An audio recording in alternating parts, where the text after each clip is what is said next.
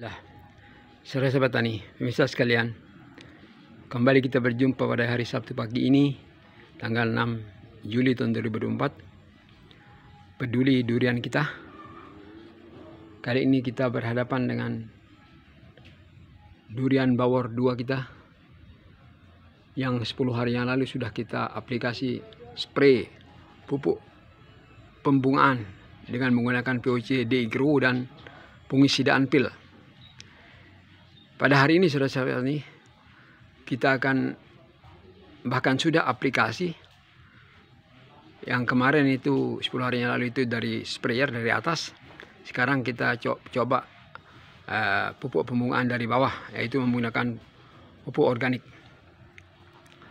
Karena durian bawor 2 kita ini sudah berumur 24 bulan jalan, kita coba karena dalam kebun kita ini, kebun mini kita ini hanya bawor 2 ini saja yang mempunyai perkembangan yang auranya sudah masuk generatif. Karena masa penanamannya dulu sudah berusia 2 tahun lebih dan tinggi 2,5 meter. Sekarang ini sudah ditanam 27 bulan, sehingga kalau kita gabung udah 4 tahun lebih dari masa pembesarannya di Banyumas. Dia didongkel pada tinggi 2,5 meter sahabat ini. Maka kita tanam 2,5 meter pada tahun 2022 bulan April nih, 29 April. Sekarang kita akan mengadakan pemupukan organik dari bawah, dari media sudah kita aplikasi sahabat petani. Ini kelihatan yang hitam-hitam ini merupakan pupuk organik sahabat petani.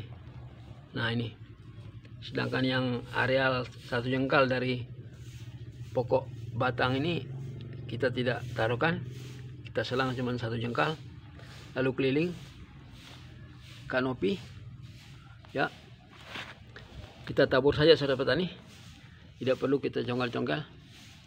Kita mengadopsi cara daripada channel Hengki Messi ini sahabat petani. Sedangkan pupuk yang kita gunakan adalah pupuk organik BU8 biru sahabat petani. Ya, pupuk BU8 biru ini pupuk organik pembuahan yang mengandung hormon giberlin alami.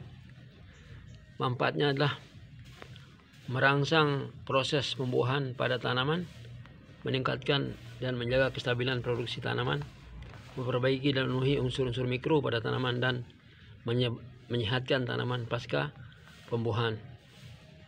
Sedangkan komposisinya adalah kuhe kambing yang sudah fermentasi, arang sekam, mol buah, rebung bambu, ekstrak jati, yong mas, juga ada enceng gondok di sini sahabat ini.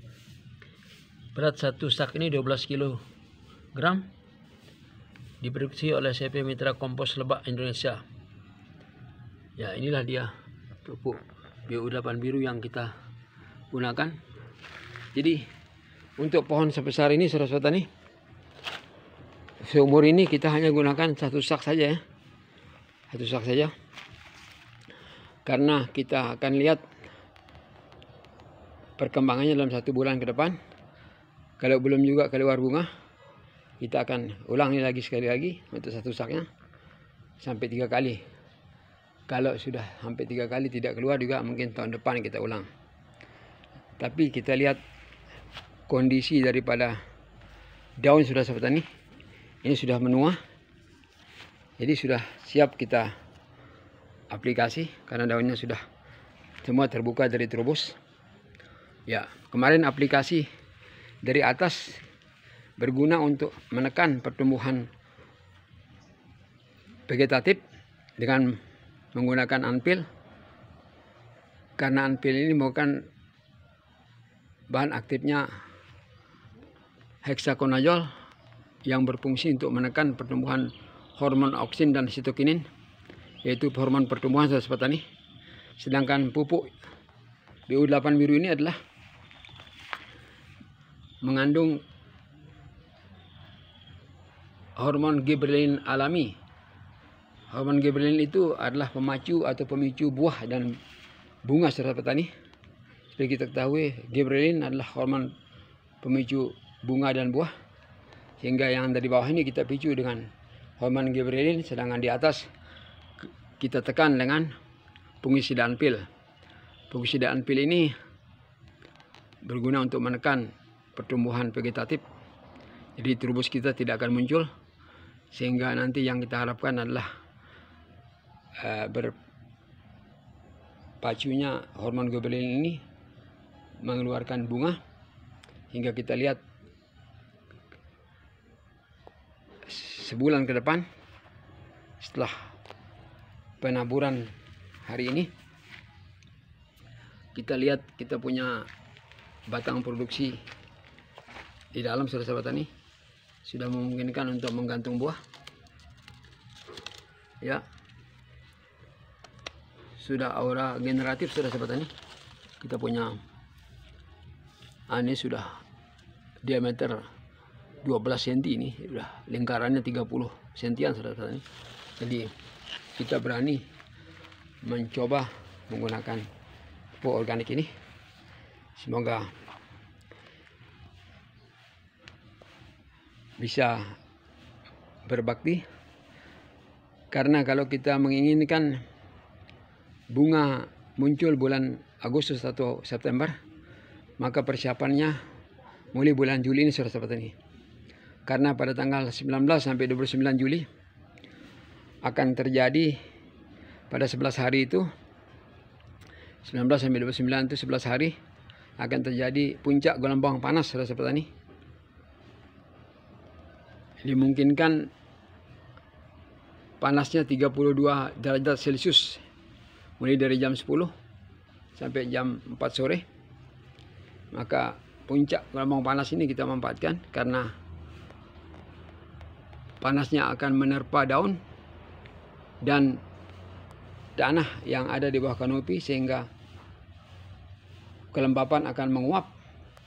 Nah, di sanalah stressing yang sangat tepat pada 19 sampai 29 ini, sehingga kita persiapkan pupuk organiknya dari sekarang, karena pas akan melingkupi usia 1 bulan itu sudah siap pupuk organik dan hormon gibberellin yang memberikan perkembangan untuk pemunculan bunga, sehingga momen daripada adanya puncak gelombang panas antara tanggal 19 sampai 29 Juli ini kita manfaatkan untuk stressing pohon dan media tanam, karena panas ini akan menerpa daun dan media tanah kita di bawah, sehingga mengakibatkan uap air yang mengandung nitrogen akan terasimilasi dengan maksimal, sehingga memungkinkan unsur hormon gibberellin ini bekerja dengan baik, sehingga dapat memunculkan bunga, saudara petani. Kita ketahui hormon gibberellin adalah pemicu daripada bunga dan buah yang terkandung dalam pupuk BU8 biru ini, sehingga kita harapkan ke depannya cukup hanya 1 kali tabur ini, 1 sak ini akan mampu memberikan atau mengeluarkan bunga yang kita inginkan. Ya, bagi teman-teman yang terinspirasi dengan pupuk BU8 biru ini, boleh berkomentar sambil subscribe dan share. Semoga apa yang kami infokan ini bermanfaat bagi saudara sekalian dan pemirsa dimanapun berada. Karena permulaan daripada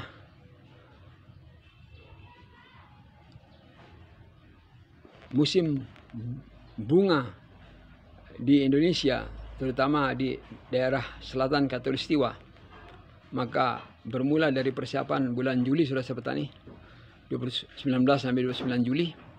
Sedangkan yang berada di sebelah utara Khatulistiwa itu puncaknya pada bulan Januari, yaitu 19 sampai 29 Januari. Kita yang berada di lintang selatan daerah Khatulistiwa akan memanfaatkan tanggal 19 sampai 29 Juli ini sebagai momen yang tepat untuk persiapan daripada pembukaan kita, karena akan terjadi pada 11 hari ini puncak gelombang panas inframerah yang akan menerpa bumi sekaligus menerpa pohon kita, baik itu daun, batang, dan media tanam kita, sehingga penguapan yang lembab akan menjadi menguap sehingga memungkinkan hormon Gibberellin kita bekerja dengan baik sehingga memunculkan bunga dalam suatu suasana stressing ini, saudara petani. Bagi yang terinspirasi saudara petani dengan info kami ini hanya sebagai sharing saja, terutama bagi teman-teman yang pemula. Untuk beberapa hari ke depan kita akan juga mengadakan aplikasi Anpil atau magnesium sulfat, saudara-saudara. Karena dengan magnesium sulfat ini juga dapat menekan pertumbuhan vegetatif. Tapi magnesium sulfat ini caranya harus melebihi dosis. Kalau Anpil tidak bisa kita melebihi dosis, saudara-saudara ini, karena akan terjadi gosong nanti pada daun kita. Sedangkan magnesium sulfat kita lebihkan dosisnya 50% sehingga lebih cepat mempengaruhi daripada penekanan pertumbuhan vegetatif ini, sehingga tidak akan timbul terubus. Yang timbul adalah memacu hormon Gibberellin ini untuk memicu bunga, saudara petani. Jadi kalau dibandingkan dengan golongan triazol yang gunanya zat PT ini, zat penghambat tumbuh ini, lebih cepat pengaruhnya magnesium sulfat, saudara petani, dengan dosis yang lebih besar. Yang normal itu 4-5 gram per liter air, kita pakai 8-5 gram per liter air. Sehingga penekanan terhadap pertumbuhan vegetatif ini lebih cepat. Dalam 2 atau 3 minggu atau 3 kali aplikasi sudah terlihat bahwa tunas kita akan stop. Sehingga akan terjadi pemicu bunga oleh hormon Gibberellin ini seperti yang kita harapkan, saudara-saudara petani. Ya, demikian dulu info kita kali ini. Semoga bermanfaat. Bagi yang terinspirasi mohon like and subscribe. Sampai jumpa di video selanjutnya. Wassalamualaikum warahmatullahi wabarakatuh.